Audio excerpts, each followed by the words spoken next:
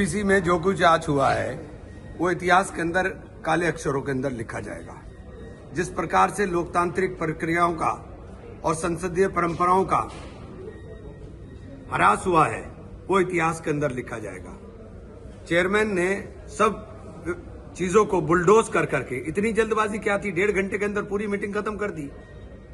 लगातार आप मीटिंग करे जा रहे हैं। आज तक के इतिहास में जेपीसी की इतनी मीटिंग किसी की नहीं होगी कि आपका 36 मीटिंग आपने 3-4 महीने के अंदर 36 मीटिंग कर दी। आपको इतनी जल्दी क्या थी? और सारी चीजें आप रौंदना चाहते हैं, सत्ता के बल में, ताकत के बल पर रौंदना चाहते हैं। और इतिहास माफ नहीं करेगा उन लोगों को जिन लोगों ने इसके अंदर सत्ता पक्ष के साथ खड़े होकर के समर्थन करने का काम किया है। इमरान भाई, इसमें एक कलेक्टर के अपॉइंटमेंट को लेकर के भी, कलेक्टर के रोल को लेकर देखिए, अब आप काबिज को जो वक्त की प्रॉपर्टी है उनके ऊपर सरकार काबिज है, कलेक्टर उसका कस्टोडियन है और कलेक्टर ही तय करेगा कि हम काबिज हैं कि नहीं है। तो ये कैसे मुमकिन होगा? तो ये पूरा का पूरा वक्फ का जो कानून आ रहा है ये पूरी तरीके से वक्फ को तबाह और बर्बाद कर देगा। वक्फ की प्रॉपर्टियों को हड़पने की तैयारी है। वक्फ की तमाम तर प्रॉपर्टियों के ऊपर जब ये लिमिटेशन एक्ट नहीं रहेगा तो एडवर्सर पोजीशन के अंदर ये जाकर के इसको कब्जाने की बात है। वक्फ बाय यूजर को भी क्लियर किया गया, वक्फ बाय यूजर को भी इसमें क्लियर किया गया है। रिट्रोस्पेक्टिव नहीं होगा।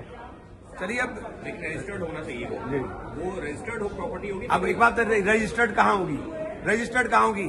वामसी पोर्टल पे आप 10 साल में रजिस्टर्ड नहीं कर पाए, नंबर 1।